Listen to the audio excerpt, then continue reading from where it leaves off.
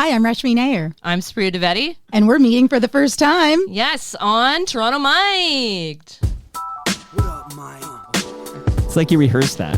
We didn't actually. You guys got together last week and practiced your cold open. I'm in Toronto, where you wanna get the city love. I'm from Toronto, where you wanna get the city love. I'm in Toronto, like we wanna get the city love. My city love me back for my city love. Welcome to episode 1832 of Toronto Mic'd, an award-winning podcast proudly brought to you by Great Lakes Brewery. Order online at greatlakesbeer.com for free local home delivery in the GTA. Right after this intro, I'll get you a beer. I know, I forgot to get it. No, but I'll get you a cold beer right after this intro. I'll fix that in post. Okay. Palma Pasta. Enjoy the taste of fresh, homemade Italian pasta and entrees from Palma Pasta in Mississauga and Oakville. Visit palmapasta.com for more. Fusion Corp's own Nick Iones.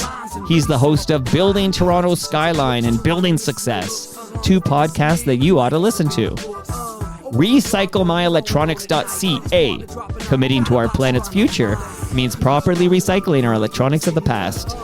And Ridley Funeral Home. Pillars of the community since 1921.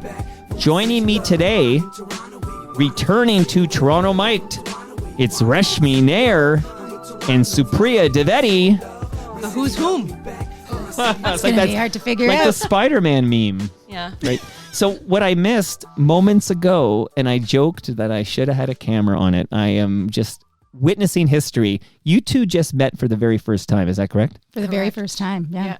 You're taller than I expected. Oh, that's nice. She's happy to hear that. I actually get the opposite a lot. But you say that because you I'm are short. also an Indian woman. And so you know that 5'5" is good for our people. But in Gen Pop, you know, I'm considered, In Gen Pop, like if you go to the Netherlands, you're just a shrimp. But yeah. you guys are okay. So I want to get a beer for you guys. I got cold Great Lakes beer in the fridge. So Supriya, did you want a beer?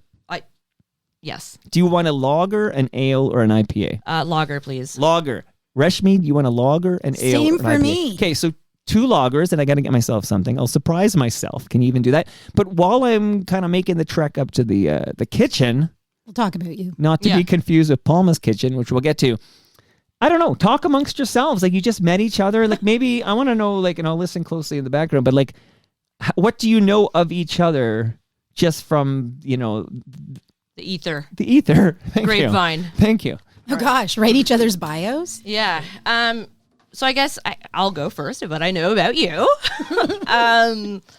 I guess I first started seeing you on my television, right, for CP24. That would probably, does that track? Yeah, CB24 was a couple of years ago. Yeah. And then I followed, what you were doing. Then you were at Newstalk 1010. Yep. You were doing the afternoon show, like The Drive, right?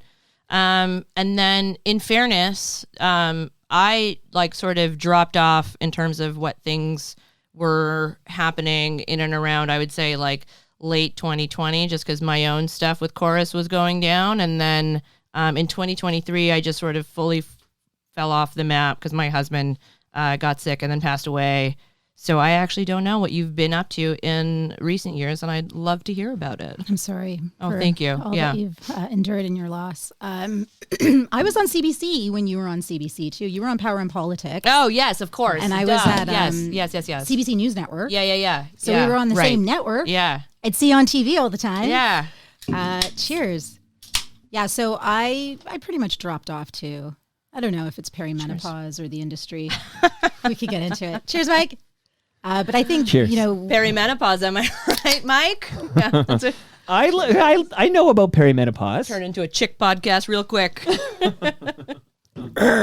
So you have Super Light, which is the it's the lager from Great Lakes with less alcohol, and Well, you're going to get I'm a less big from fan. us. Yeah, there we go. So maybe you need to drink 3 all of those. based on the percentage. But you are get. bringing some Great Lakes beer home with you today. Thank you, GLB. Thank you to GLB. So I did hear a little bit of that in the background here, but so you're aware of each other, but you made a joke. I think it was, I can't remember if it was the intro or before the intro, but maybe it was before the intro, but there was a joke made about how I found the two women of South Asian descent. You said brown. I said brown. You don't have to PC it up. Okay, well, I didn't Yeah. know. I didn't Yeah. know. I didn't. Okay, I don't Two have to brown PC it. girls. Yeah.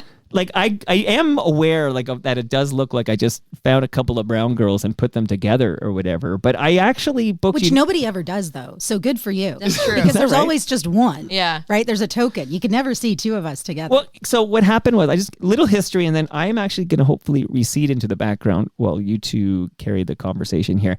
But I had on this program, I had Reshmi. You came back. It was like October 27th, 2025. It was episode 1787. So Reshmi, you came on and we talked about what happened to you at 1010 and Bell Media and why you were laying low for I felt like you were laying pretty damn low. Some time. Well- It's been like 2 years. It's not that That's a long time.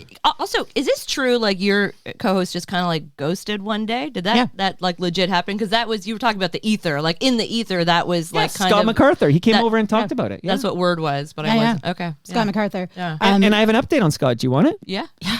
Okay. So, because I don't believe you two are like in contact, right? No, Scott never got back to me. I mean, I haven't tried since whenever he disappeared. You're like, yo, are you showing up to work?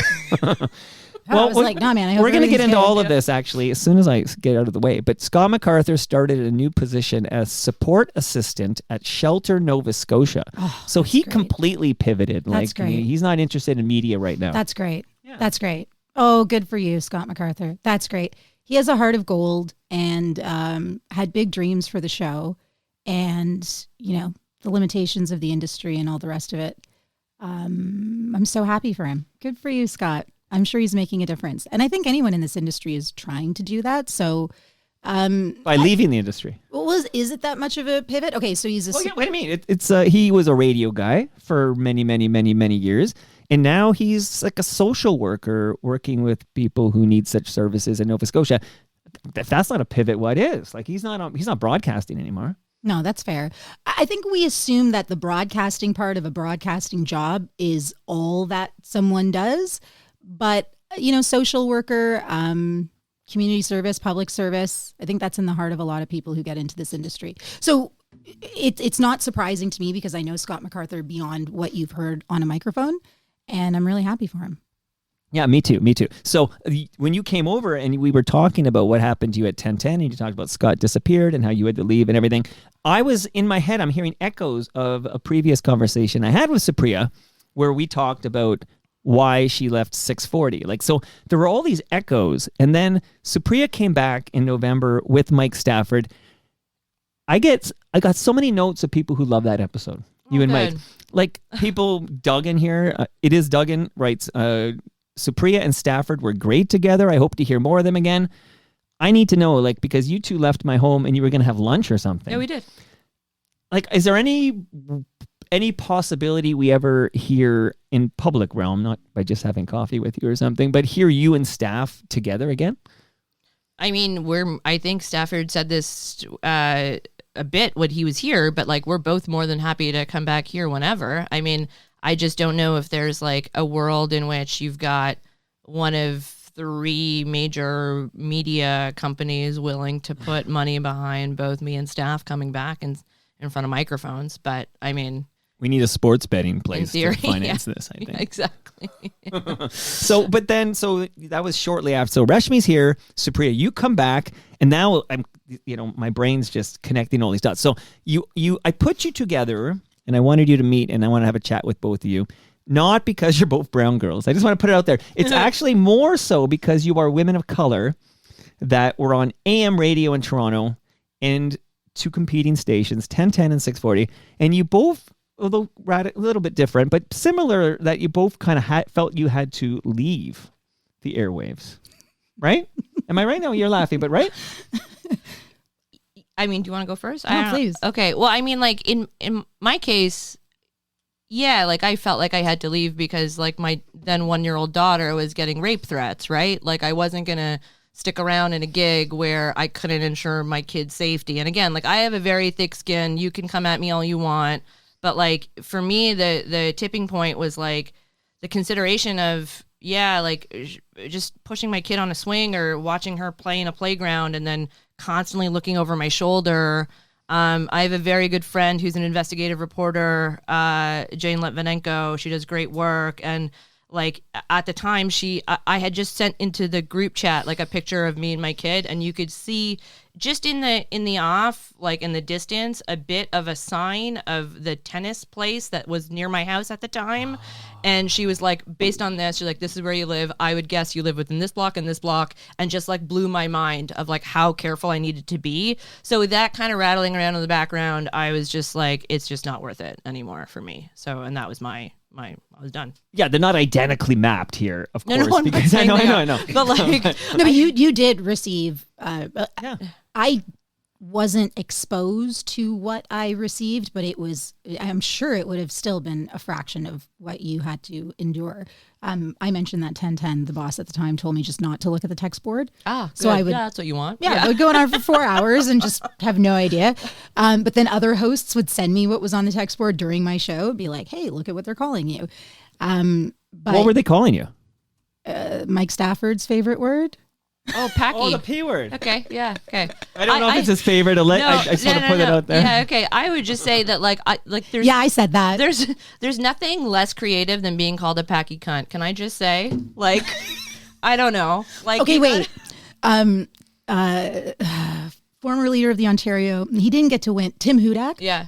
called me an urban elitist on John Moore's show. Like the first week, I just signed my contract and I'm on this panel, and he called me an urban elitist, and that was like the greatest thing ever. Yeah. For my Packy cunt family, because we grew up in Rexdale. No, I think my dad would have loved it to be called an urban elitist. I made it. Did you have to choose between, what is it? The story I heard from Supriya was that her parents were disappointed that she didn't become a doctor. She only became a lawyer. That's true. So they're like, parents are just glad I have a shelter over my head. So I don't think I made my parents proud yet. But yeah, I didn't have to, but I did listen to your episode, and it was shocking actually how much there wasn't any sort of team effort. You know, like, Yeah. Like there's all of the things that people want to talk about with HR and stuff and security, but like you go to work and you think you're part of a team. Mm-hmm. I think what was interesting to me is that, and I'd be curious as your experience, because like different stations, slightly different vibe, but overall, I think we can agree the general sort of feeling of like an AM talk radio station, particularly in Toronto, is going to be right leaning, right?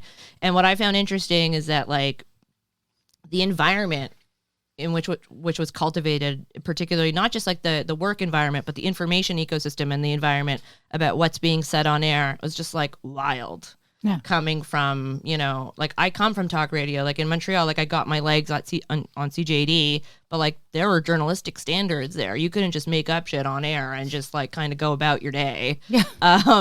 And we just did not have that, and they still don't have that over there. And now increasingly at Chorus, now you're getting at least the TV side of things used to be like, well, they're on the news vertical, and we're going to stick to, having only journalists be anchors and stuff. And like, you don't even have that anymore with like a partisan host hosting the West Block now. Well, temporarily while Mercedes is on mat leave or parental leave.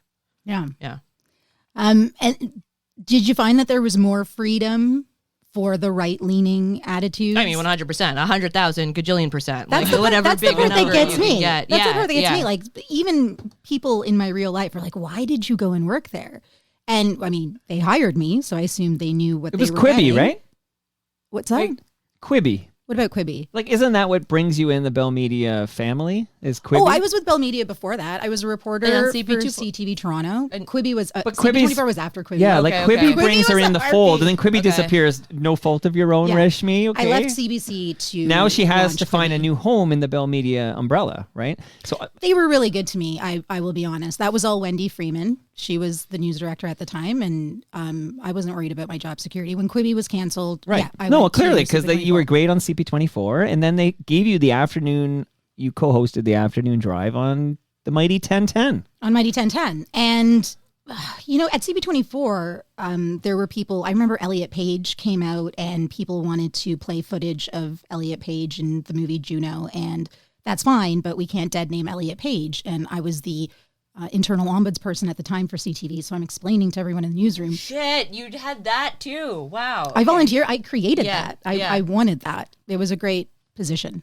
We made some change for a couple of years on certain things. Still can't say Palestine, I'm pretty sure.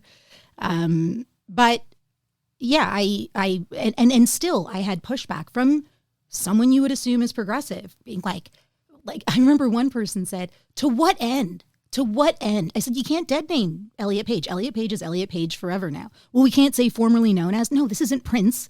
We're talking about dead naming somebody. But explaining that to people I love and respect, it was a bit surprising, the pushback on it. That's CP24. But then you go to Newstalk 1010, and my dad was a conservative. My dad, we were very opposite on our mindsets. And so Jerry Hagar doesn't scare me. Yeah. You know what I mean? But I assumed that those kinds of people would at least be as reasonable. My father wasn't reasonable either, but at least be able to let me finish my sentence or have space for those other thoughts. And I had a panelist on the show who would bring up communism and everybody's heads would explode. Socialism and communism. And I remember in one panel, it was just assumed that this commie reference was so insulting. And I was like, all right, you want to keep throwing that around. What's so bad about communism? And some of the people at work were like, Reshmi, are you really asking that? But I found it to be this, underlying insult that you just throw around when a progressive person is speaking. You're a communist. Yeah. And then you just keep going. It's like, well, no, wait a minute. Unfold what you're trying to say about what this person is bringing to the conversation right now, and really expose what you're trying to do here, because all you're doing is dismissing what they're saying. And I found the dismissing of things to be so it's such a luxury, I couldn't dismiss anything that these conservatives were saying. I had to address every single point. Yeah, that's a good point. But for them to just dismiss me, it was this shift that I just couldn't respect or accept. I find that interesting because we didn't do, at least on the morning show, we didn't do a ton of panels with the other hosts or whatever on the station. And so nobody actually said anything untoward, while I was there. Nobody was disrespectful. I also as the morning host, in terms of radio hierarchy, there is it's a bit there. Drive host is there too, right? So I'm actually surprised that there was that level of pushback towards you that you received, and it's unfortunate. But I just found the stuff that would be said, again, I think I've used this exact example, so apologies for repeating myself, but there was a motion to condemn Islamophobia in 2017-ish. Motion, not a bill. It's expressing the will of the House. And we had hosts on the station that were saying it was a bill that was going to criminalize any criticism of Islam. And it's that's not what it is.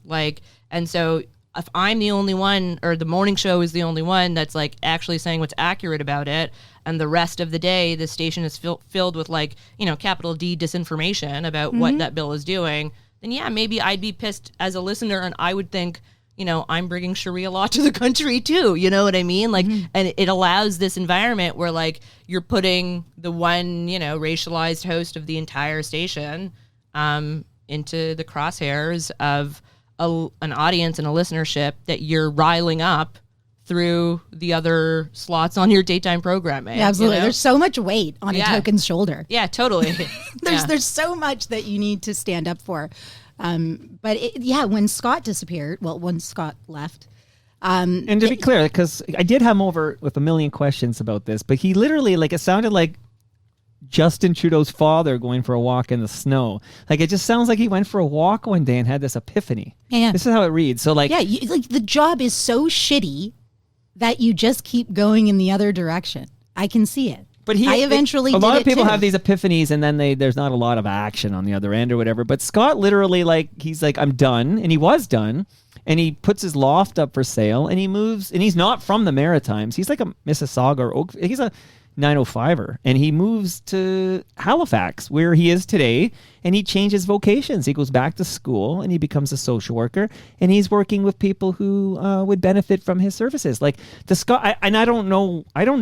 I kind of tried to get some current day interaction between Scott and yourself, because you both are such wonderful people. Oh, that's nice. You're Is he both not nice. getting back to you? Well, clearly, I don't know, but maybe Shit. that's part of like him leaving his, like he All right, shed his it will skin. start with an apology, Scott. It will start with an But apology. Scott is like one of the nicest guys I know. Yeah, and I should apologize to him because Really? Yeah, because I wasn't drinking the Kool-Aid at 10:10, but I was trying to. It's a good thing you held that up. Otherwise, You know we what? wouldn't have known what you were talking That's not about. Kool-Aid, okay? I got news for you, Reshmi. That's a lager. I was trying to keep everything going, right? And I think, yeah, I mean, like we tried to fit in. I tried to get us to fit in to that station, and I'm not going to speak for Scott, but my takeaway from it was he just stood by his convictions. Yeah. And at one point, the two of us were like, we can never speak to Jerry Agar again.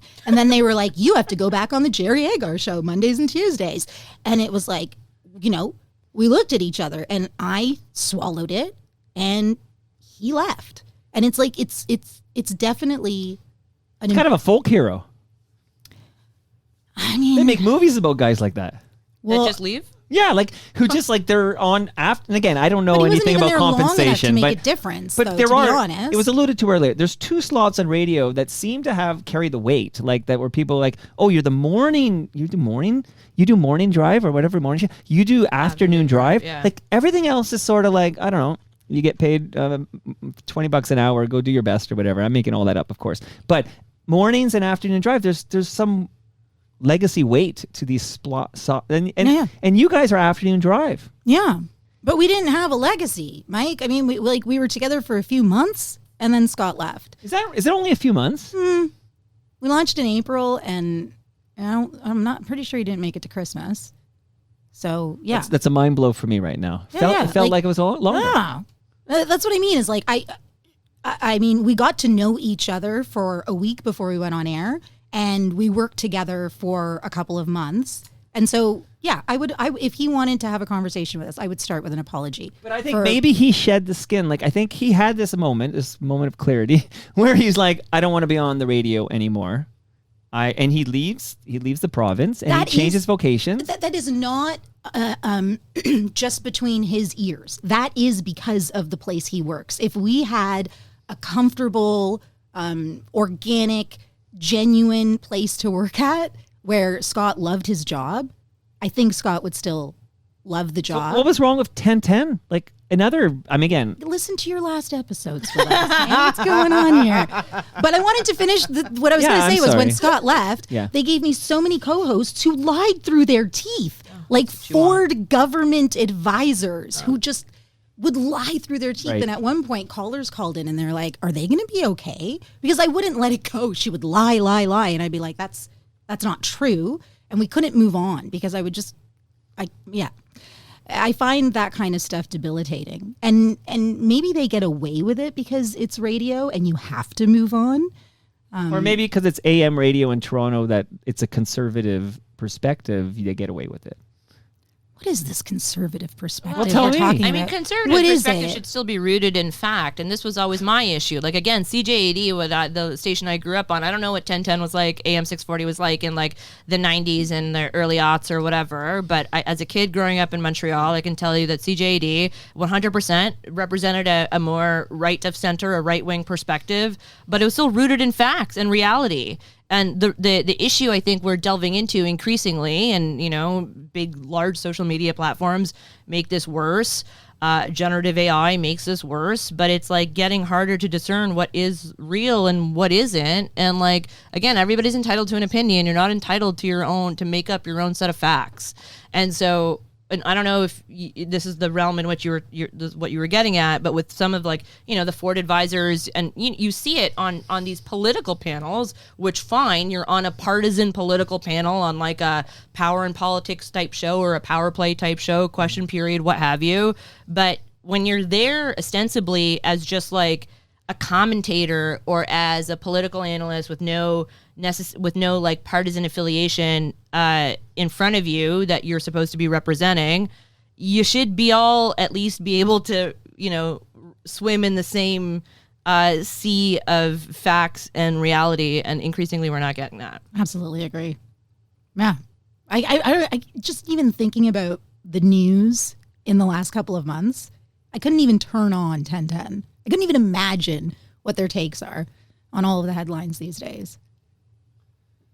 Well, the guy, yeah, okay. So in this program director you referred to earlier, this is Mike Bendixson? No. Who are you talking about? Oh, yeah. Jeff McDonald. Jeff McDonald. Okay, because he was also 1050, right? Oh, yeah, because Scott 1010? MacArthur was on 10. No, because 1050, which is TSN Radio. Yeah. I think Jeff was program director there. Yes. And that's where Mike he Bendixson became leaves. friends with, right. And Bendixson today is the 640 program director. What a small world we live in. Okay. All right. Is AM talk radio in this country a safe space for women of color? Is that a joke? So I mean, no. What's a safe space, though? Well, and that's the other thing. Like, I'm not asking for a safe space. You want to come at me? Come at me. Like, you want to argue about stuff. You want to like talk about like big issues of the day. You want to talk politics. You want to talk partisan politics. Sure, I'd love to do that. Like, I'm not scared of any of that stuff. But like, you're gonna come at me and tell me that like, we're under Sharia law, or that all of a sudden you're not going to be allowed to do X, Y, or Z because of a non-existent law that doesn't exist. There you go. X, Y, Z. Thank you. This is not a safe space. Yeah, exactly. But I just like, I think, are we actively putting brown women of color, black women that are, in and around talk radio, are we putting them into a line of fire? I think it's less of a safe space and more in that we're actually actively putting them into an adversarial space in which we know they're not going to come out without a few clocks to the face after the fact, proverbial or real. Yeah. I mean, safe space, I think is... An unsafe space is where someone doesn't feel like they can be themselves. And I think most people would say in a workplace, you have to have a certain level of professionalism. So no, you can't be your complete self. But when someone brings their professional version to work and they're othered or they're treated differently, then I would describe that as not a safe space to work. I mean, like, there were perks to my job, like mileage, and I never knew it, because no one told me. And it's one of those things where I'm like... But would they tell Jerry Agar about mileage? I don't know if they got him to never go on site anymore, but yeah, sure. So there's this white woman who's the manager who just never told me that there's mileage, and I'm going out and I'm... claim this mileage. Yeah, and I'm doing all of these events, and I mean... It's kilometerage, by the way. And it sounds petty, but it's one example that I'm coming up with where I'm like, well, why didn't anyone tell me this? But also, was I the one who was supposed to ask? And that moment, in those moments where you find out that there are these things going on and you don't know about them, and were you supposed to know? And of course you are. Every employee should know these things, but they weren't told to me. Then you wonder, is it because there's something different about me? So I can't say that she was being racist and not telling me. She could not be racist at all. She could just not like Reshmi Nair, and then she just doesn't want to tell me. But either way, there's something about me that I'm not being given the same information as everyone else. That I think I would describe as like somewhat of an unsafe space. So is radio safe for brown girls? Is radio, like Supriya said, I don't think it has to be a place where everyone is accepted, because you want to debate and you want to take on different positions, but the respect has to be there. And it is not. I would love for 1010 to respect a trans person for 5 minutes and let them speak. I would love that. They'll never do it. That's why I would say that's not a safe space. Well, when Supriya was literally laughing, was that a joke? I think she said it's because, of course, we've heard from Supriya. I'm going to talk like she's not here. Okay?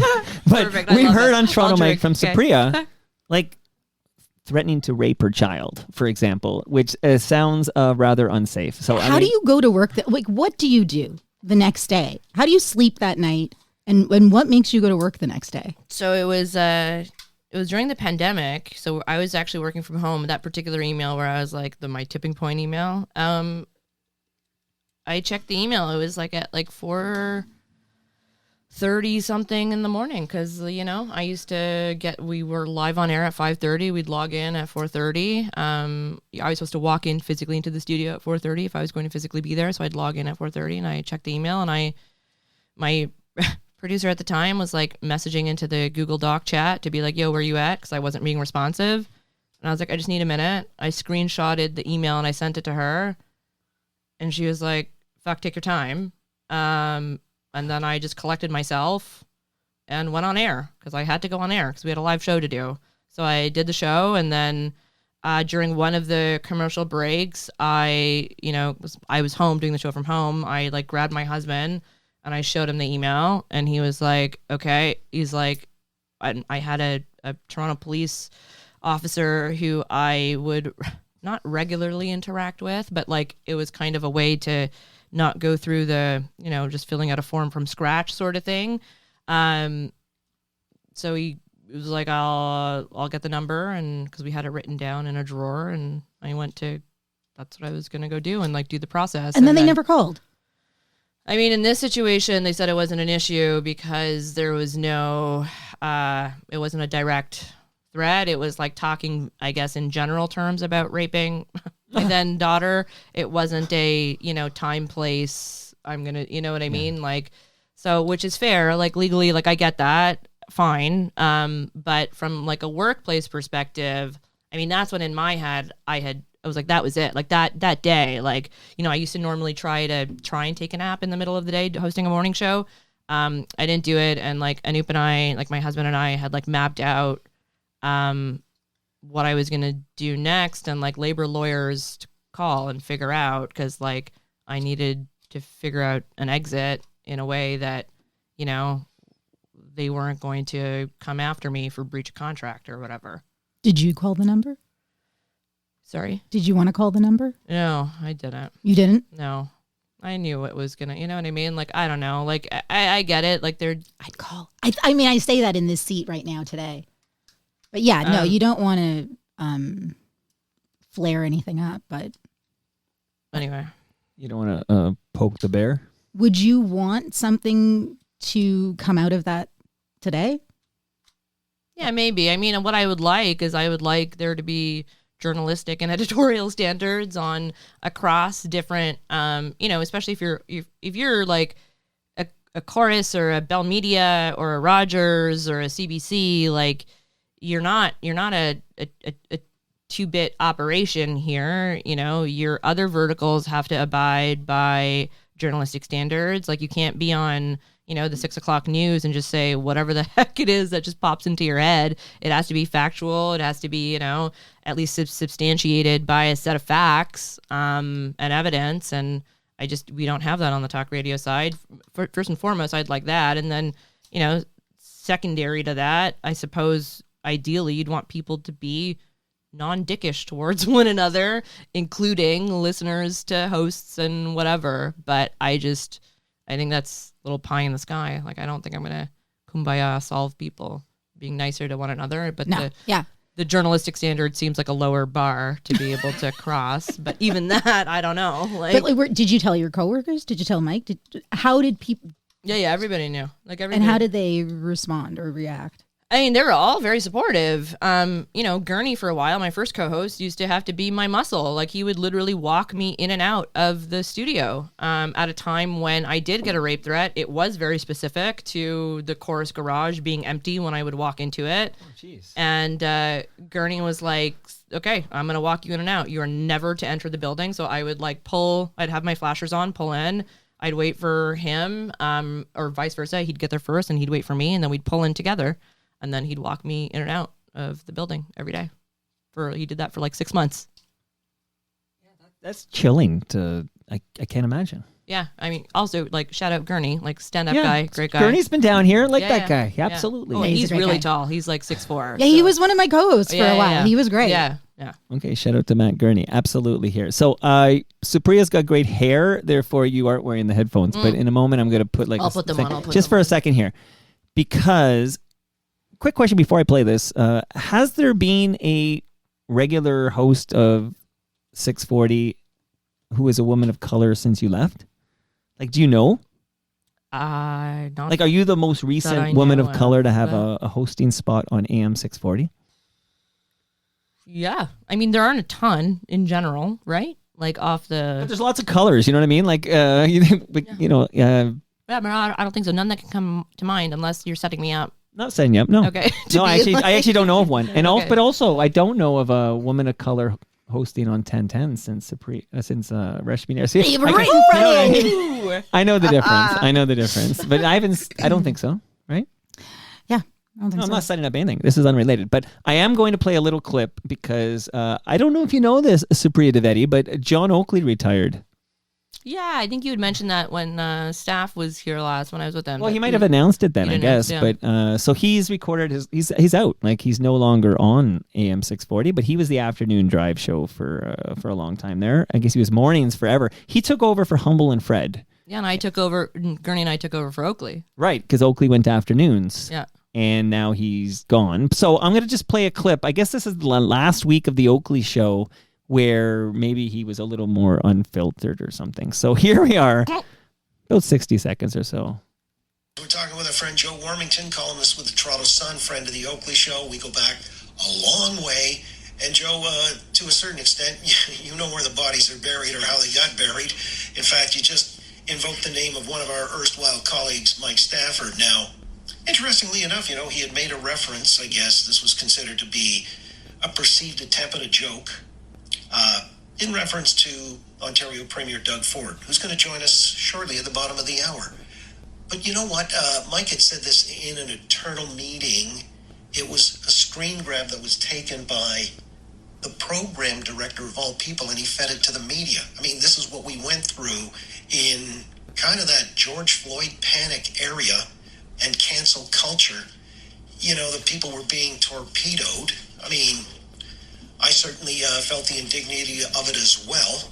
I guess got by relatively unscathed. Mike had to walk the plank. I mean, did you have any of that going on at the Sun? I don't know about at the Sun, but I certainly covered a lot of it. I mean, Don Cherry comes to mind. I don't think I did enough to help Mike, and I feel bad about it. But you can only take on so many battles like this. We're fighting for people all the time. I'm curious, Supriya. Fighting for Don Cherry. Yeah. Oh, yeah. Worms out there, okay? Worms out there fighting for people all the time. You know that. But I'm just curious what Supriya Dwivedi thinks of I don't think Oakley's commented on the Mike Stafford dismissal, except for that 1 minute or so I played right there in his last Profiles week of in show. Courage. Profiles in Courage. Only standing up for him and saying something about it once you're on the way out. Good job. Like, come on. Like, you're going to stand here and call other people snowflakes and claim that there's like cancel culture gone awry and PC culture gone awry, and you can't even stand up for what arguably is, a longtime colleague, friend, compatriot, whatever, standing against the tyranny of woke PC corporate forces. Fuck that. Come on. What a coward for waiting that long to say that, honestly. And I think the flip side of that is that is what happened. It was an internal thing. I mean, I've spoken about this. I've spoken about this with staff right next to me. Right. I don't think he went about it the right way. I think there are a lot of things at play. But part of it is also, he had a strike against him already in that vein. In which he had made a bunch of, again, I know him. Tweets. I know what he was trying to get at, but they didn't land. And it's just, well, the tweets I still don't get. Like, to be honest, I know what he was doing with the internal, and I don't think there's a bigger fan of Mike Stafford than yours truly, but I don't actually understand the tweets. I don't understand the. This is when he was at the hospital and he Apu tweeted from The Simpsons. Yeah, and then he tweeted that there were every family member in there because an elderly brown man was waiting to see a doctor. Yeah, so that one I actually don't understand, but I guess he got reprimanded, and then Which part don't you understand? I don't understand the offensive part. Well, I understand it's offensive. I don't understand where the humor is in that one. Like, I understand what was he trying to be humorous? I think he was complaining. No, I think he was trying to be funny. He was trying to be complaining in a funny way, and this is my point. It's like swing and a miss. It didn't land, right? Like, I get what he was sort of maybe trying to get at, like by referencing Apu, and thought he'd get a few lols out of it. But again, it didn't. But you know what? Staff could have used some folks with institutional heft at the place standing up for him at the time. So I think it's really shitty that Oakley waited that long. Because again, if you right. if you like full-throatedly believed that at the time, and these are your convictions, then like stand up for them. Right. And he's a what do you go, dead man walking. It's his last week of shows at 640, and he's done. And then that's the first time I think he mentions this at all. Yeah. But when we talk about, I'm going to be a downer here, guys, but when we talk about like the standards that you want in a workplace, wouldn't those standards prevent Mike Stafford from speaking like this? Yeah, of course. And they then would, wouldn't that make it a better work environment? But he never says it on the air, right? This is the Stafford But it's still thing. a work environment. I know, but I respect your position. I would have taken a completely different one. I don't think it's But funny. are you talking about the P slur? Or are you talking about I the was, Any of it. I was Any of already it. out. So there's two things. So like when he tweeted what he tweeted at the, I was on mat Hey, leave. can all the brown people related to this guy stop coming into the hospital? Like it's a trope. It's a stereotype. It's this Agreed. assumption. Sure. And you know what? We care about our family members. You know what I mean? Back off. If there isn't enough room in the But ER. that's my point. So my entire thing was like, let Stafford and I talk about it on air, Right. And like have that and have it out and Have a have that dialogue. conversation. And station management was like, no bueno, we're not going to do that. So we just had to bury it under the rug. And then I left in December of 2020.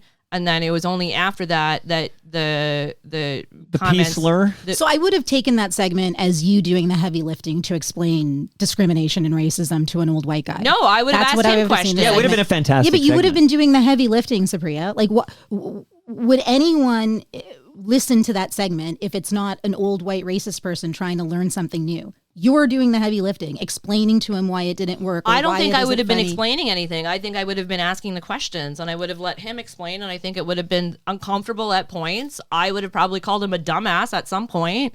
And then we would have at least been able to, present the audience with an actual conversation about, things are messy and sometimes you make mistakes. Like, So I don't complaining- think things are irredeemable either. I don't think just because you put out a tweet, and again, like to your point about standards and delineation, I'm not sure where it was in Staff's contract that he couldn't have, that his social media wasn't his own, because No, there are no standards, right? But if there were, then a manager would have said, "Hey, pull back those tweets. That's not appropriate." Sure, exactly. But it's also like, for example, and again, I'm paraphrasing here, but Sure. there was a line, I'm pretty sure, when Gurney and I first signed our contracts about social media channels and properties. Like, there was language in my contract that referred to social media stuff as well as Gurney's. There wasn't anything in Stafford's because his would have been from, Yeah, he was there for Mojo's launch. So we're going to 2002 or So something. it's like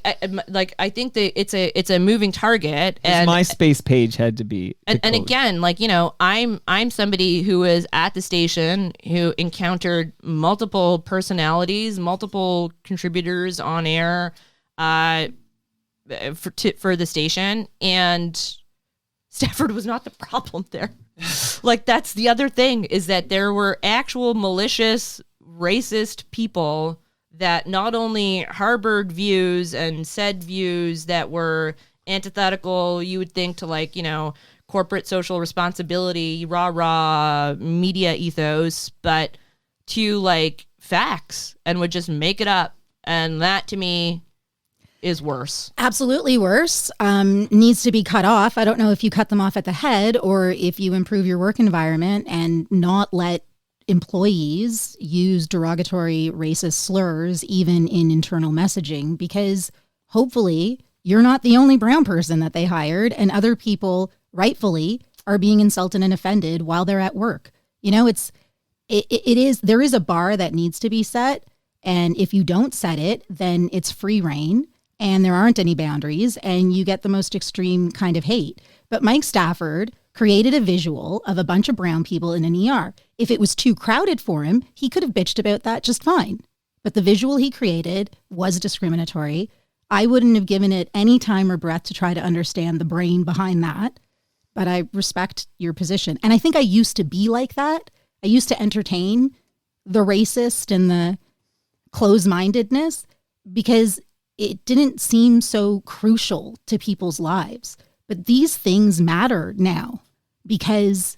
But that's not even what got him canned. No, yeah. No, so I I have a know. question. Like, what is So, the like, that's appropriate it. punishment for the Apu? I'll call them the Apu tweets. I don't know what punishment is. I think what we're identifying is there's a lack of any sort of fencing in, right? Hey, don't do that. That's not appropriate. Having a manager to be able to keep everyone on the same level, like the easiest way to figure out if there's any discrimination is to ask yourself, if you're not part of that group, if you could do the same thing.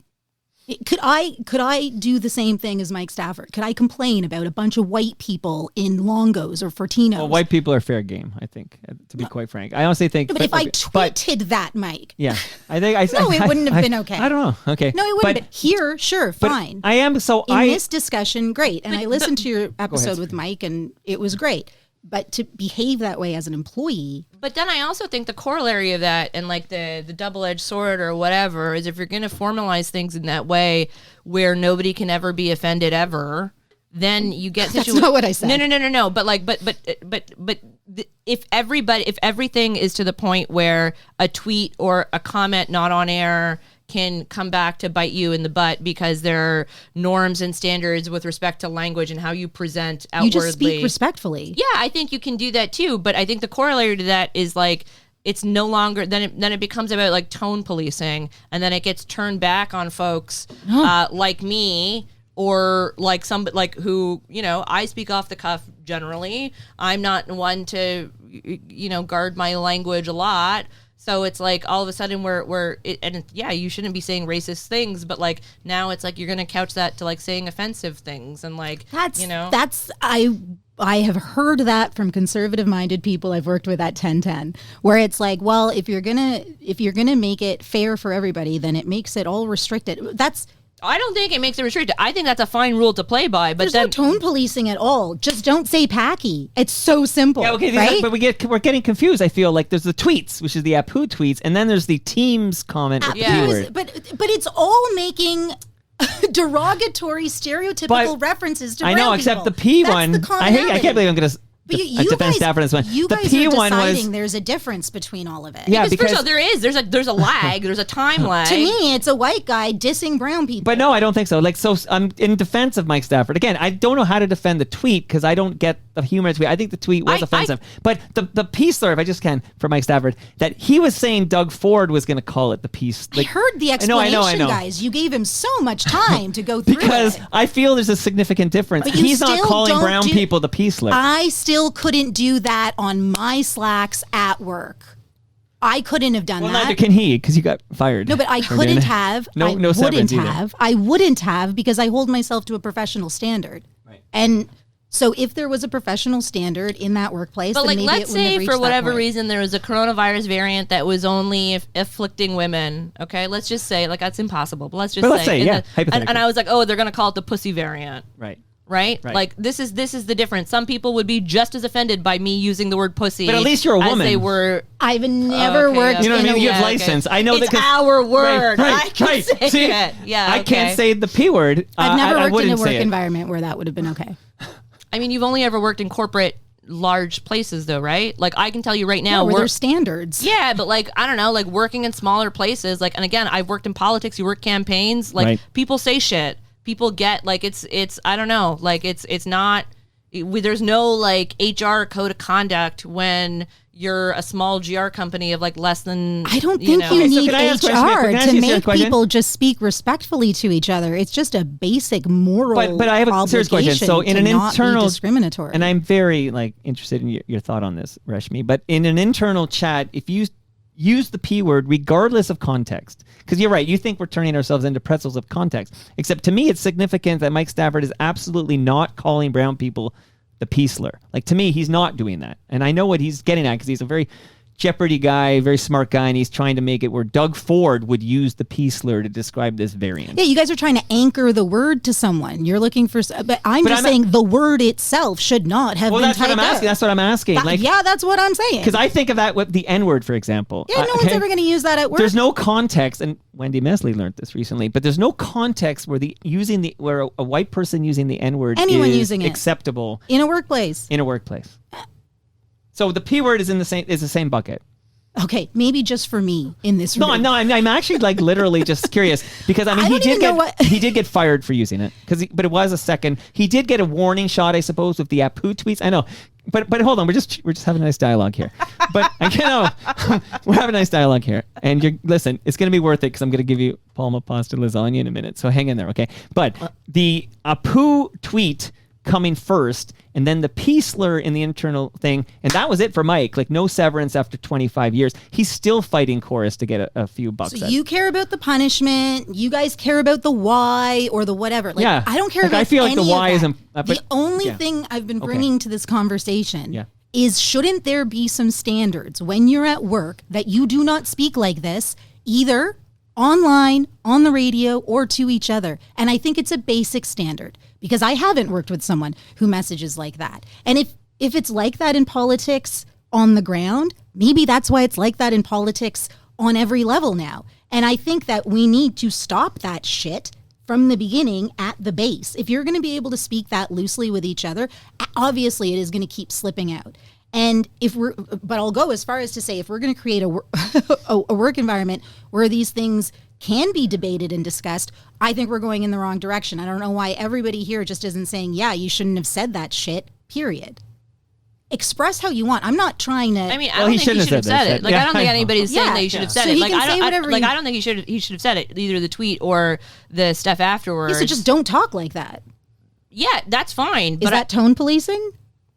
Yeah, I mean, no, but like, again, in the example in which if I'm telling somebody not to be a pussy on Teams or whatever, like let's say I'm talking about Doug Ford, like he's you know, in true fashion. Or make it worse. Make it the C word variant. Okay, yeah, fine. Don't be a fucking cunt about it, okay? Like, at work? You've spoken like that? I mean, yeah. All right. Well, I haven't.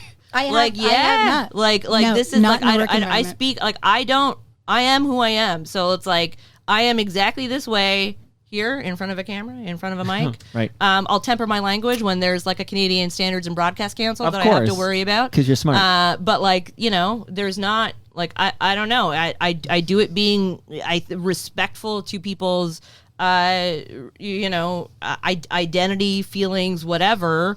But I think this is my issue with, like, and I agree, you shouldn't be saying racial slurs openly in workplace settings, whether it's digitally or physically present. But I think it becomes a bit of an issue if then it becomes about civility and using like overtly respectful language in any way. I'm not expecting that from anyone at all. I would have, like, be the way that you are, as you are, Mike Stafford. Just take the word packy out of your mouth or out of your thumbs or whatever. So I asked the question, I think when you were in Stafford, would it have been different if it was P and then 2 asterisks? I heard all of the semantics. Right. I heard, like, but does that change anything? No, it was entertaining. For me. Does it change anything though? For me, I come from a very selfish position, which is I would not have been able to get away with that. And that is the hill I will die on, which is I have worked around. But he didn't get away with it. Well, you'll say he didn't get away with it. Well, he got fired with no severance. He didn't get away with it. He arguably did not. But I'm hearing you guys with compassion still feel for him. Because we know him and we like him. Great. So you know what? He is a very likable man. And I agree. I do feel... You're right. He did use the P word, but none of this would be for me if I did the same thing. That's but you would still get it from me. I'd still be so it depends who you're talking about, guys. But listen, this isn't the progress I'm trying to fight for. I don't want to be able to be as racist. A cracker right now. I'm not that person, and I know, but I would. The majority still like of people you very much. aren't either, right? Like we're all going in a different direction from that. Interesting, aren't we? Or are we going to keep encouraging? I'm looking at the lawyer. What does she think? She's smarter than me. In fairness, I never actually wrote a bar. I just went to law school. And you're like Kim Kardashian then. No, because I went to law school. Well, Kim Kardashian, she no, because she's writing the California bar where you don't have to go. See, I don't know. I thought she finished law school. Yeah, no. She didn't even go. She didn't I'm get embarrassed. it. I'm embarrassed. Okay? No, that's okay. I just heard she failed the bar, and I just assumed she had to go to law school first. No, in California is one of the only states actually where you don't actually need to. You don't. Well, can I write the bar in California? Yeah, you can. Like you like, as long as you can sit for it. Like you don't need to have gone to law school or be a lawyer in order to write the bar. I had no idea. Yeah, okay. But you might have to pass. Yeah, exactly. Well, clearly, maybe. Yeah. I forget the original question. No, I just want to tell people I failed the bar because they'll be stupid like me and assume I went to law school. or Yeah, something, no. so. No, but what was your question to me about what precipitated the law school question? So, okay, yeah, I'm sorry for derailing everything with my nonsense Kardashians chat. Okay, but so this is actually I find this to be a very interesting discussion, and the fact that, and again, I don't remember what I was asking you about, Supriya, but I do know, I feel some level of, I feel sorry for Stafford on some level. Like I feel, and I'm not as close with Stafford as Supriya, for example. I can count 5 times he's visited this place and we've sat down and chat, maybe 4 or 5 times. I think 5 times, but that's it. Like, so we've never gone for a beer outside of this or whatever. And I feel like the Apu tweets, I don't get it. He had to turn off his Twitter account, and I think he got reprimanded somehow. So there you go. Maybe that's the appropriate punishment. The P slur on the internal chats, some part of me thinks, and I don't know if Oakley's correct. Maybe this is a question for Supriya. Oakley says on AM 640 in that clip that somebody recorded. Did you hear something crash in the background? Yeah, I did. Yeah, like so somebody's not even recording it, like just recording it externally. But just so there's a record of it, because it never did get posted as an official podcast at all. But he says a program director screen capped it and fed it to the media. Do we know that? Is that just allegedly, or does Oakley know something I don't know? I mean, isn't that kind of what Staff said, that it was Jason Chapman? Well, okay, so he's not a program director. He's Okay, like, so okay. I don't know. Well, Stafford did blame Mr. Chapman. Yeah. Yeah, I mean that's what I thought. That's who I thought he was referring to. Okay, I don't know if like that would be my speculation. Full speculation. Again, I was already gone. Like I had left. Yeah, like you were I gone. was. Yeah. Okay. So then to bring this back fold, I like this discussion because if it's a third rail where a white person cannot say the P slur in a work environment. I know you're laughing, but I'm being serious. Like It's 2026, man. I know. Okay. I am not saying the P slur in any. I don't even have a work environment. This is my work environment, okay? I can drop P slurs like crazy, and I will not say the P word, not even on this podcast. Yeah, I dare right? you. Go. You two can use it. I'm not using the P word. And I won't use these slurs. So I'm trying to think, like, I think there's an Irish slur, like a Mick or something. Like, I'll use that one, okay? Where I feel like in context, if you're making fun of an ignorant premier that would call this Irish variant, the Mick variant, I would think that... I mean, so that's also different, though, because now you're talking about somebody, like a group of people, an identifiable group of people that aren't necessarily discriminated in the same way. Because they're white. Yeah, because... they're not oppressed, maybe. Yeah, well, Right. right? And it's like, fine, if you want to talk about 200 years ago, where it used to say, like, all over signs, no Irish, no dogs, or whatever. Right. Like, See, the problem is I can't use an example because I am in that group, and therefore I won't say the word. But I do feel like your example of the I'll say it, the pussy variant or whatever, doesn't work for me because you have license to use that slur. If it is a slur, I don't even know. But that slur for women you're entitled to use it as a person who identifies as a woman. So Mike Stafford, the problem, so what I'm saying is a long-winded way of saying Mike Stafford, as a white man, does not have license to use the P slur, regardless of how clever he thinks the context of his joke is. Although he says he trusted that group like they were buddies or something, and he got... he fucked around and found out. Okay. Okay, so I guess it's good to have a dialogue about this. But you don't like the idea that Supriya said, let's talk about this on the air at 640. I said I totally respect her position. I don't think I would have done it.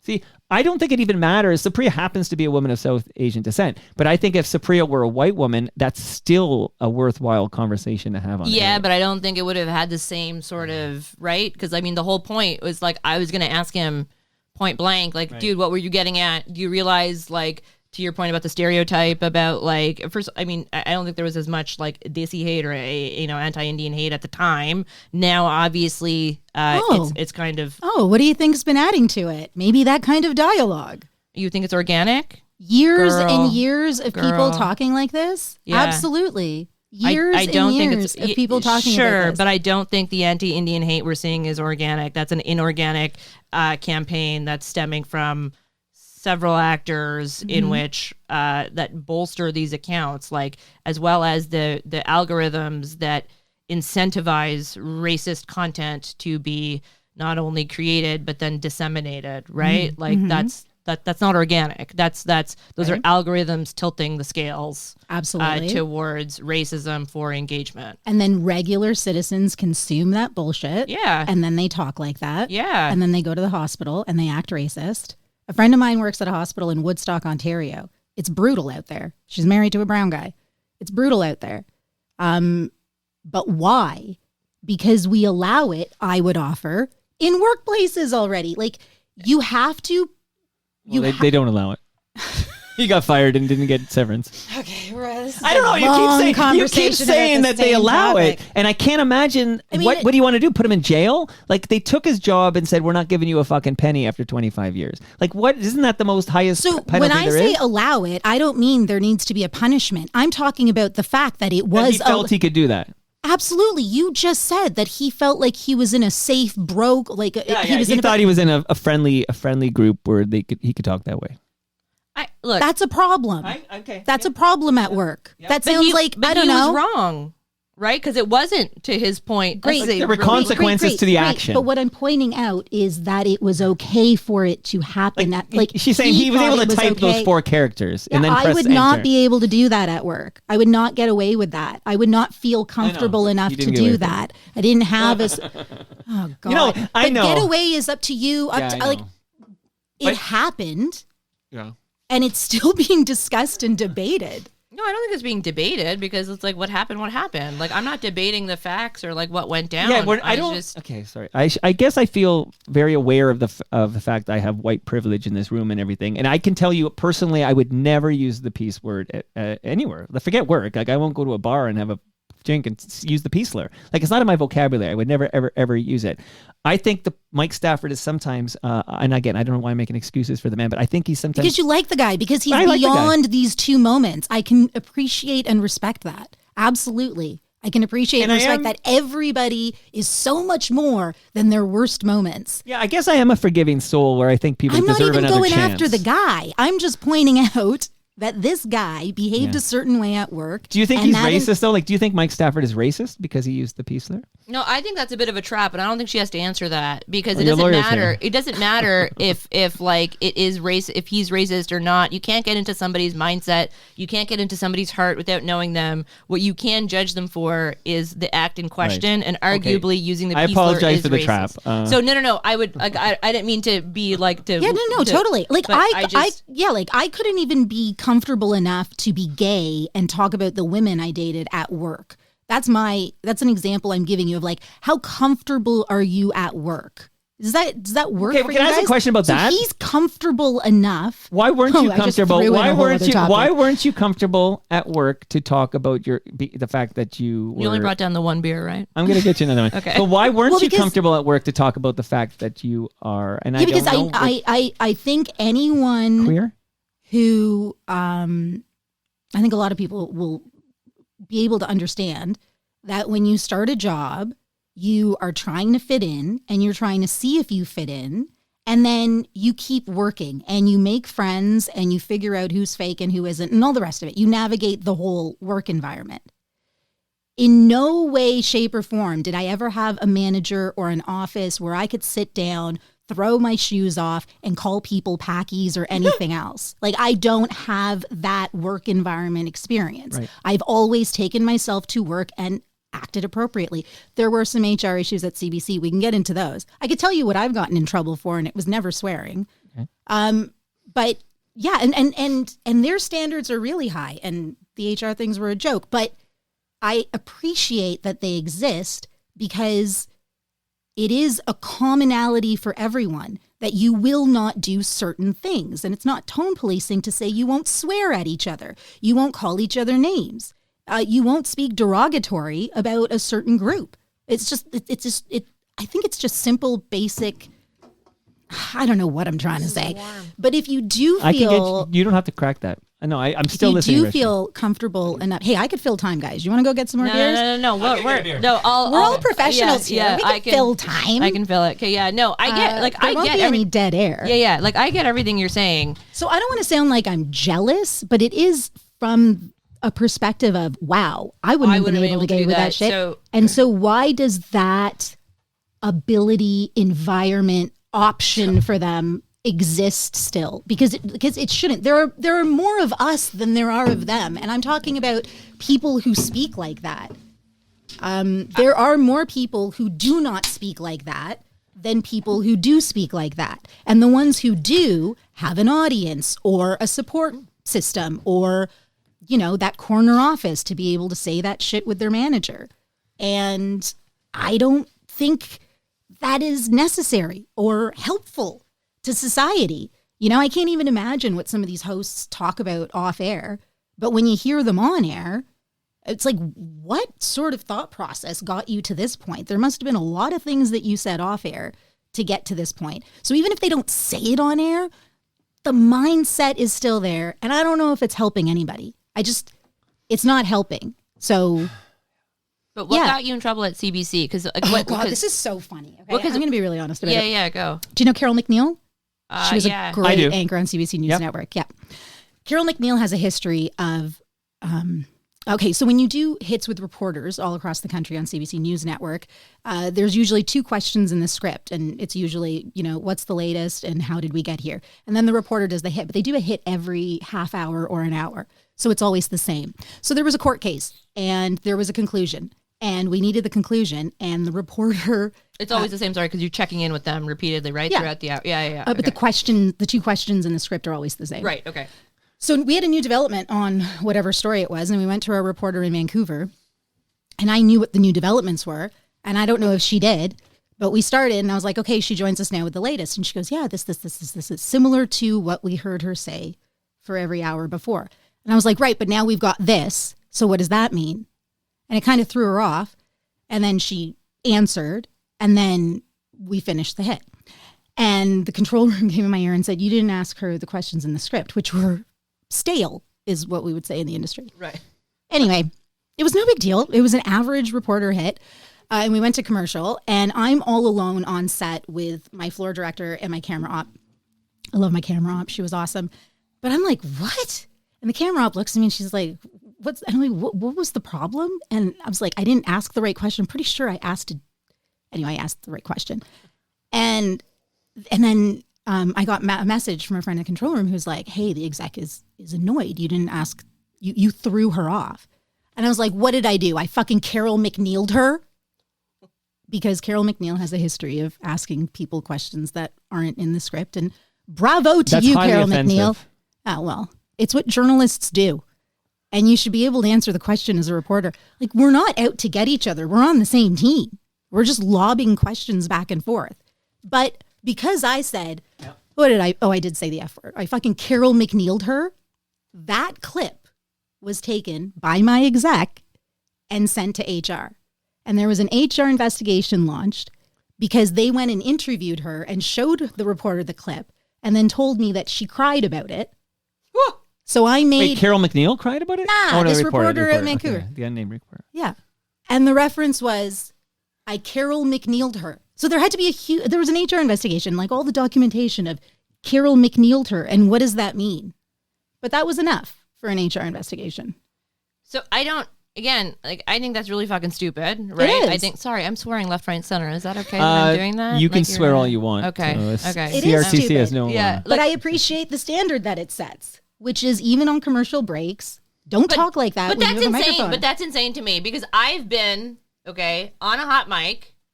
Like, control room can hear me at CBC. The host can hear me. It's not for air. We have said all sorts of nonsense on that mic. Yeah, don't before. do it. But don't do it, because if someone doesn't like you, they can feed it. No, everybody so likes you. I welcome it. I welcome it. I welcome that. And I said a version of this. I'm a lovable fucking scamp, okay? Like I can and this is what it comes down to, I think, in terms of like who gets away with what and whatever. I think intent matters. I think your character matters. So if folks can say like, such and such person, and maybe not in a place as bureaucratic as the CBC, I will grant you that, but in another workplace that doesn't have like. Sorry, you're looking at me like I should. No, I was just thinking of when Avery Haynes got caught on the hot mic, and then she was shortly thereafter let go, but she got caught on a hot mic. Well, I forget what happened. What was the? It was. I know the memory. context. She was just talking. If only she was. I can't remember now. Some kind of a lesbian, indigenous unicorn or something. There was some offhand. When she got caught she got caught when she thought she wasn't on TV, and then she got let go shortly thereafter, and then Moses Neimer hired her at City TV.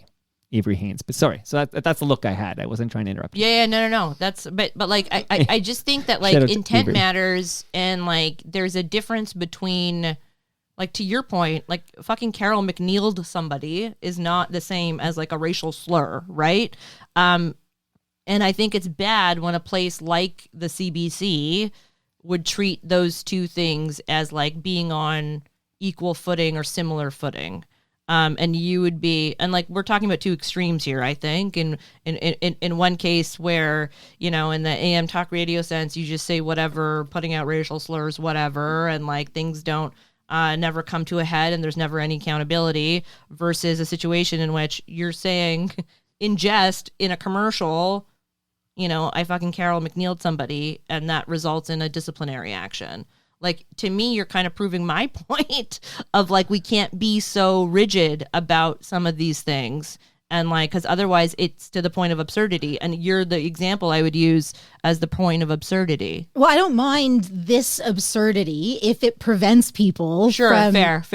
See, that's what I'm saying is Okay, like, there's yeah. a net there Yeah. for my bullshit, but then it also stops all of the racism and discrimination too. I just had an idea. You know, I like to put these pairings together. So I had this moment of like, I had my own version of what Scott MacArthur had on that walk or whatever, where I had, this story I just heard from I'm never Reshmi going to tell you about an ex-boyfriend. reminds me. I've dated people longer than I worked with Scott MacArthur, and he keeps bringing this guy up.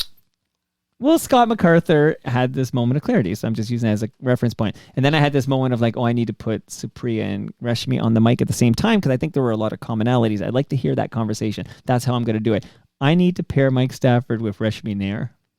I need Mike Stafford and Reshmi to have a chat about this. But she just said she doesn't want to do that work, dude. You're just making her do all the racial work. We've never met. I don't think we need to. I am just joking, really, but just a moment of like what an episode that would be here. May I ask? Okay, so I played the Oakley Clinton. We're just changing the channel a little bit because I think we need to. I think I appreciate your insight, your valuable insight, and I am listening. And maybe it is like a third rail, like just don't fucking say it. Like I'll get a t-shirt that just says don't fucking say it. But Oakley retires. We heard him talk about Stafford with the worms there. The new afternoon drive show host is a guy named Ben Mulrooney. I don't know if you guys have heard of this guy. I'm just curious if Supriya has any thoughts on Ben Mulrooney now being the afternoon drive host on her former workplace, 640. No, I've only ever met Ben in a personal context. He's friends with a good friend of mine from Montreal.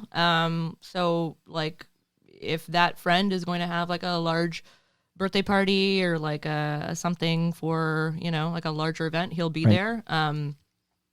I wish him the best of luck. I think it makes a lot more sense for somebody as opinionated and as openly partisan as Ben to be on the talk radio side of things and on the opinion side of things than it is to be on the West Block as an anchor and host.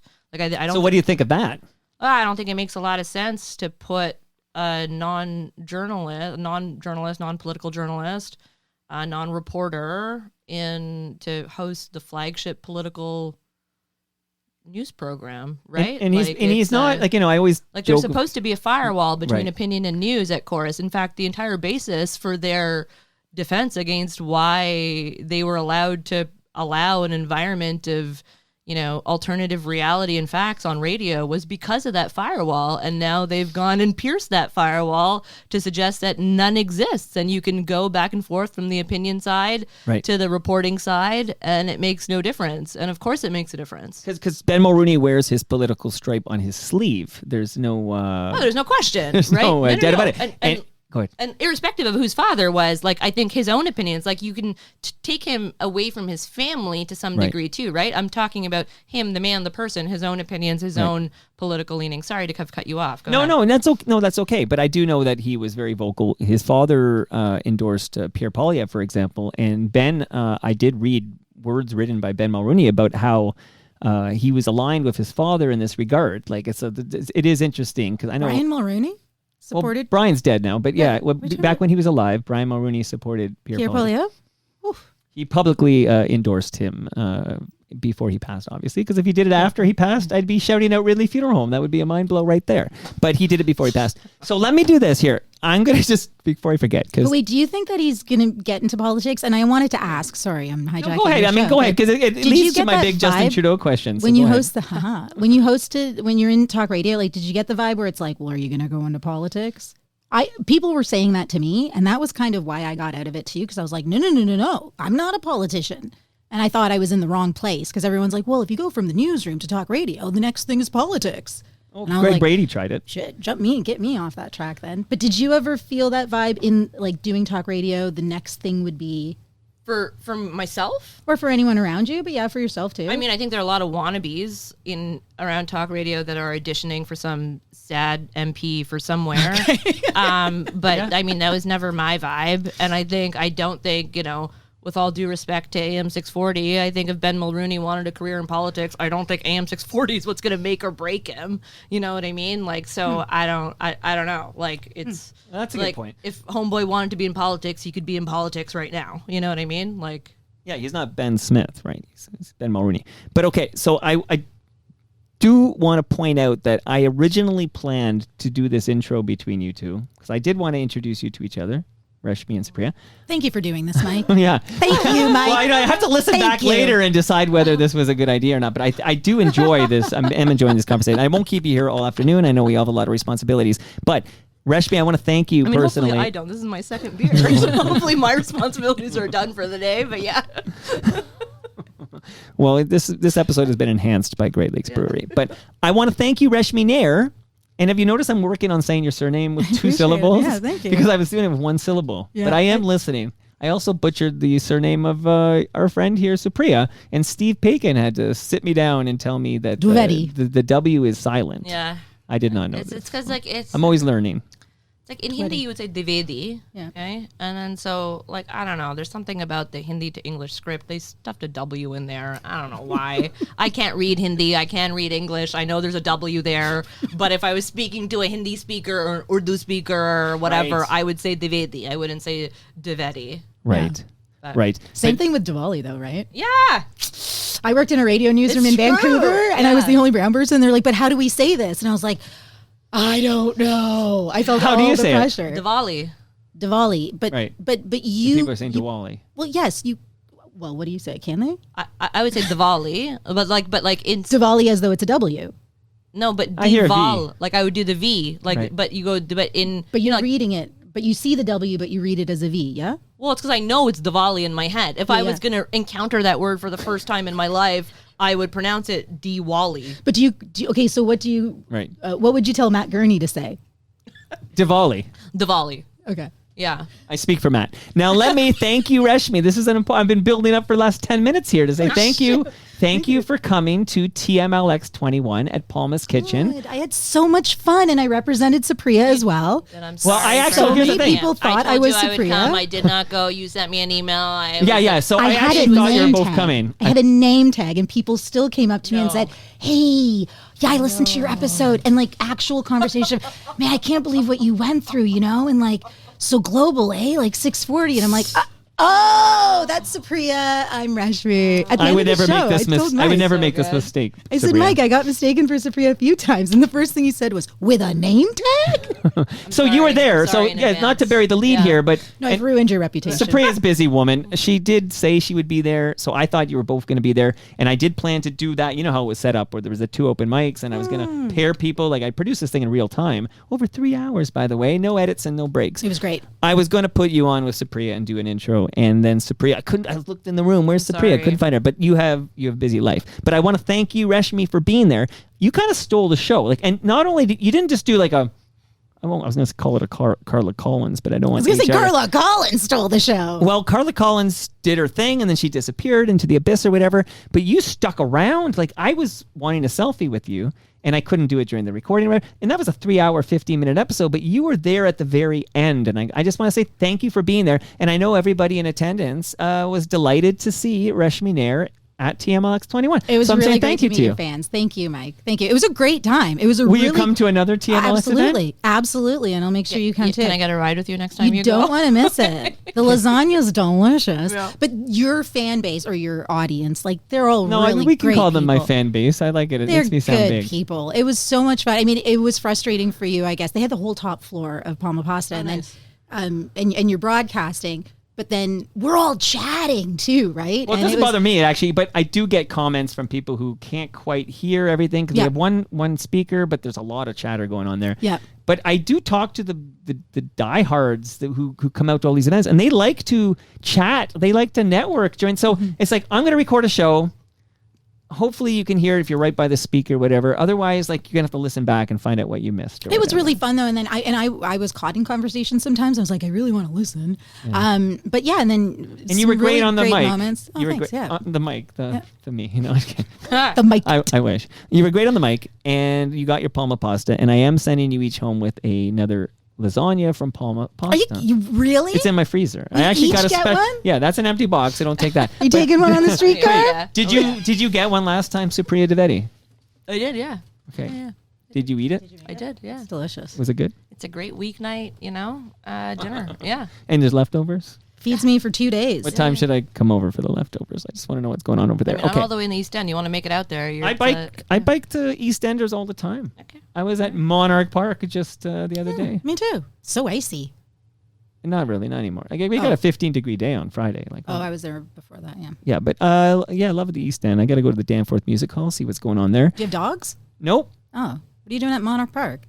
Soccer. My 11-year-old plays soccer. Oh, and at the this game's stadium. at the Bubble. Yeah. There was a plane crash there in the summer. Yeah. Yeah. My kid plays soccer there too. At the time when the plane crashed there, they had already wrapped up. Was your kid there that day? No. Okay. This little Cessna. Was it a Cessna? It was. Oh, I It heard was about tiny. that. It was I heard tiny. about that. Yeah, but Yeah. it did. Yeah, right by the pickleball court or something, right? Like, yeah. So, The that's images are exciting, incredible. right? That's exciting for the, it's not quite, I learned this. I was calling it East York, but apparently East York starts on the other side of Danforth. This is actually Old Toronto, like it's still borough of Toronto. All right. It's not East York. Okay, I learned Like it. upper Because some people beaches? call this, they go, I'm saying in Mimico or whatever. I'm like, go fuck yourself. I mean, This it's is New all- Toronto. But it's all Toronto. Like, Correct. Like there's Mega city. I've called Yeah. this Mimico. Supriya, very important question. Uh-huh. Have you ever hung out with Justin Trudeau and Katy Perry? No, never. So if you met Katy Perry, No. when will he introduce you to his girlfriend? I assume that's what he wanted to do first and foremost. Instead of introducing her to anyone, the first thing he would have said was, Supriya, come meet my new gal I pal." need you. Yes. Do you approve? Yes. No. Maybe as the Indian auntie in my life. What do you make of this rishta? But no. Negative. What would Auntie have said? She's so sarcastic. I mean, Auntie would have said, he's happy. He's happy. I'm He's happy. happy. Like, he's happy. You know what I mean? Yeah, we just want him to be happy. Yeah. So, Why are you looking at me? Why don't you want him to be happy? I want her to be Reshmi? happy. I want she seems her to happy be too. happy. Homegirl Everybody's seems good. happy. Everybody There's seems a great good. Simpsons. I know it often comes back to the Simpsons when I have Supriya on or Mike Stafford on, but there is that great Simpsons where they're like Muppets. I think I want to say they're Muppets. Like there's like at the end What of an. season are you talking It's about? very then? recent Okay, seasons. so then no. I'm But I cut off at season 8. Yeah. this is way The post 90s. Yeah, Yeah, well, girl. the Yeah. show debuts in December '89. So yeah, you're right. So anyway, this episode, I know that Katy Perry is like getting a hug from Mo Sislak, but Mo Sislak's not a cartoon; he's a Muppet, if you can imagine. So, and Katie's Katie, a human being, okay, dating Justin Trudeau, and Mo Sislak's mouth is basically where I want to use the word you guys used earlier, where Katy Perry's pussy might be. Forget my Oh my Dear. I'm working for her. I can say that, right? She was talking about a variant. And- You don't use it in reference to the. Oh yeah. Well, I apologize. I will listen. Took both of us. You know, you can take it up. You can take it up Okay. with HR, right? This is white guy privilege. The ombudsperson Yeah, is going take to it up talk with to me. HR. But Katie, I can't remember, but her final line is, "I didn't say stop" or whatever. Like, it's the most sexual joke I think I've ever heard in Simpsons history was Katy Perry and Mo Sislak in this episode. Like, go to Disney Plus and dig this up. Okay? Well, what happens? It's just an illusion. You can listen back to this episode. Oh, sorry, I just missed the You joke just missed the joke. because I was still thinking about how you said that. Yeah, So am I? Katy I can't. Perry's. It's called a callback. I was bringing up a term that had been used many Not in the times. I'm same not context at all. sexualizing Katy Perry, but I think Mo Sislak was, and I think she was all into it. Okay. Like, I don't want to say anything, but my former boss could take you, so I would be very careful. I think Katy Perry could take you. Yeah, exactly. I respect. He's Katy. a feminist. He'd let her. I respect 100%. I respect every equal opportunity respecter over here. I'm nervous now. What have you guys done here? Okay, I'll fix it in post. So on that note, last two shout outs here, and then I know how I want to wrap up. We'll see how this goes. But I want to say thank you to Ridley Funeral Home, and you guys are playing with your measuring tapes already, yeah. and I know you're collecting them now. That you come over, you get a measuring tape. Yeah, it's true. So thank you to Ridley Funeral Home. They have a great podcast called Life's Undertaking. And speaking of great podcasts, thank you to Nick Iones for sponsoring shows this month. He's got a great podcast called Building Toronto Skyline. He's got another called Building Success. And we love Fusion Corp's own Nick Iones. And last but not least, recyclemyelectronics.ca. That's where you go if you have old cables. I now regret saying that P word. I feel like Stafford must have felt this way. Like, this is how Stafford felt. And I'm like, I'm getting no severance here. I'm so fucked. It's just about the visual, you know? You got I know, but you have to see I think if you saw it, it would make more sense. The Simpsons it was a very, episode. yeah. Right. It's the most sexual Simpsons joke, I think, in the history of the show. A long history, too. I know. I'm trying to talk my way out of this one. You have to see the context. You got to watch that. Everybody go to YouTube and see it right now. Mo Sislak and Katy Perry, and let me off the hook here. Did she have a cat named Kitty Purry?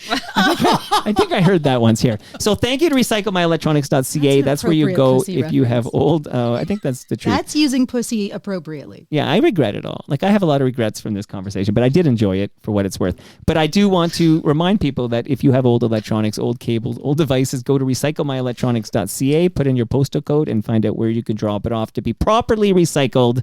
So before I find out what you're up to these days, I know Supriya is on a podcast called Real Talk with Ryan Jesperson in Edmonton, Alberta, but you do it from here. Correct. Yeah. There's something called Zoom nowadays. It's on the Never internet. heard of it.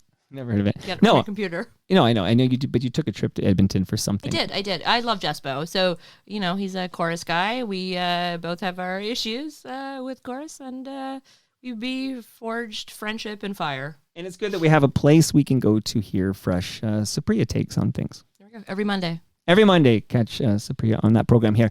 And what are you up to these days? I just Reshmi show up Nair? here once in a while. That's it. That's all I'm doing. How often can I knock on that door before you find it annoying? Have we already hit that point? I just can need to eat know. pasta at least once a month. Okay. I was actually earlier when I think off the very top I talked about that episode of Mike Stafford and Supriya Dwivedi, and I do wonder, like, how often can I knock on Stafford's door and say come over for a chat? Because you mentioned that, like, that's when you guys are talking when you come over here. Well, it's only happened once, but like, I don't know the answer to this question. Like, I'm trying to feel it out, but like, if I wanted Stafford to visit me every quarter, is that asking too much? I don't think it is. Ask him and then get a Patreon going of folks throwing a few dollars his way for an appearance. You do know I've tried. I think you know. But Yeah. I have, and in fact, everyone knows because I talk about it on the podcast. But I have told Mike Stafford that I will produce his show for free. No invoice will come my way. And I said, let's try a Patreon and see if people will chip in, whatever, $10-15 a month, to put some money in Mike Stafford's pocket for doing it. And I mean, he can do it. Zoom. You mentioned Zoom. Like, just. I'll set up the mic. I'll come over, set up the mic, some USB Yeti or something, and then you can do it via Zoom, and I'll record a half an hour a week, and I will do everything for free. And it's still not yet happening, so I do want to. So this is you asking me to nudge Mike. This is I what think this Mike's is. listening. I think I'm talking to Mike. 100% he is, but Mike, we should do this. Let's do it. do it, Steph. Yeah. Do it. It's guess three people here say, let's do it here. Okay. Now, you don't have to go too deep into this, but I did have on the show Ed Keenan the other day. I think it was Thursday. Ed Keenan is a columnist for the Toronto Star. Love and Ed. we have pretty good 2-hour chats, to be honest. Like, every episode I nail it. Like 2 I hours. used to have him on the radio regularly. Yeah. Yes. I like this guy very much. But he covered, he was in Washington, D.C. area to cover Donald Trump during his first term. He was there on that January 6th, 2021. He was there, not participating in their insurrection, but he was covering the events there. And so we have a lot of talks about what's going on. And I guess I'm wondering if we could have just a brief chat before I say goodbye, because I was talking to Ed about this last week, about this anxiety that I can feel. Like I can feel on my body, I'm carrying this anxiety that I can tie to what's happening with President Trump in the United States of America. And I guess you two smart people can have a little chat, because like I know what he did in Venezuela, and I know what he's threatening to do with Greenland, and you can throw in Mexico, and I know he wants Canada. And I'm at a point now where I think I think they're just going to kind of come in and take over this country I love. And I'm just curious if anyone else in this room is carrying what I'm carrying. Yeah. I mean, I'm not following the news as much as I had to before, and that's just for my own mental health. But I remember growing up and everyone in their lockers had that printout of, first they came for the somethings and I said nothing. And then they came for and I said nothing. Yeah, it reminds me of those days. But with the globalization and social media and all of that instant information, it's going to be different. You know, ICE shot a woman in the head, and then the next video I saw the day after was an ICE guy slipping on ice. And I was like, I can't laugh at that now because they're shooting people in the head. So the more we allow it all to happen, the more will happen. I don't know. Yeah, I mean, I agree with that. Look, I don't think it's going to any sort of U.S. incursion on Canadian sovereignty. It's not going to come in the form of tanks. It's not going to come in the form of like a SEAL Team 6 taking out Carney in the middle of the night. It's going to come by economic coercion. It's going to come by increasing incursions on our territorial sovereignty, particularly our Arctic territorial sovereignty. If you look at the national security document that was just put out by the United States prior to the holidays, Canadians should read that and become very, very concerned about the sovereignty of our Northwest Passage, which is like the only navigable shipping route in the Arctic. You know, there's a specific reference in that national security document about doing away with like administrative or regulatory burdens and how the U.S. has to make way for like, you know, shipping routes and sea lanes. Like that's a direct hit at our Northwest Passage. That's what that is. All this bullshit about Greenland, how they need it for security and sovereignty, you know, for their own military, whatever. That's BS. Like that they're a NATO country. They already have a military base there. Put more troops there. Just ask, and you can do it, right? So like all of this is I think, yeah. You look at the way the Carney government has been. You know, they went from very elbows up to like a bended knee, from like campaign to governing. And yeah, of course, we have to be careful in terms of pissing off the Orange King and not displeasing him. And of course, the U.S. is our largest, you know, trading partner, and we can't just do away with geography. So even if we diversify a bunch of other economic trading partners, we still have the U.S. to contend with. That's all true. But it's like, at what point do we just give away our own values and our own principles? And I think that's what we should be asking. And I don't know what red line currently exists for the Carney government, but so far we haven't seen it. Whether it's like they won't even denounce X by name and Grok by name for generating child sexual abuse material.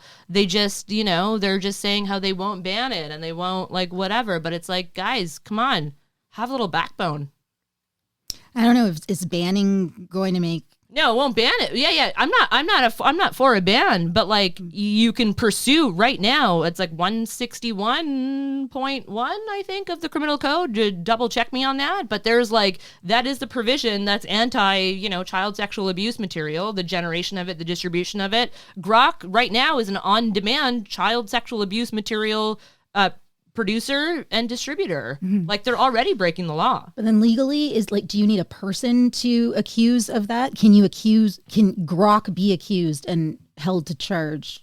I'm asking from legal. Yeah, like presumably they can. And I know that the federal government has also put forward more measures to amend the criminal code with respect to like deep fakes in particular, or like, you know, generated images. But again, if they wanted to act, they could. They're not. And it's like, okay, like fine, so but don't. Does anyone in this room post to X? No, I deleted. Yeah, I mean, I still do. deleted it.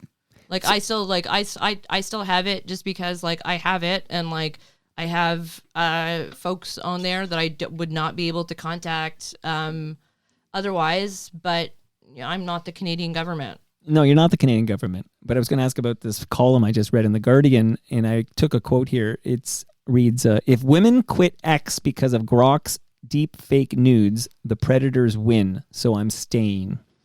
Someone wrote this. I don't know if you caught wind of this. Yeah, like I didn't read the piece, but I mean, like, sure, I guess, maybe, but like... What are we fighting for? It's like... Twitter territory? Yeah, like I also...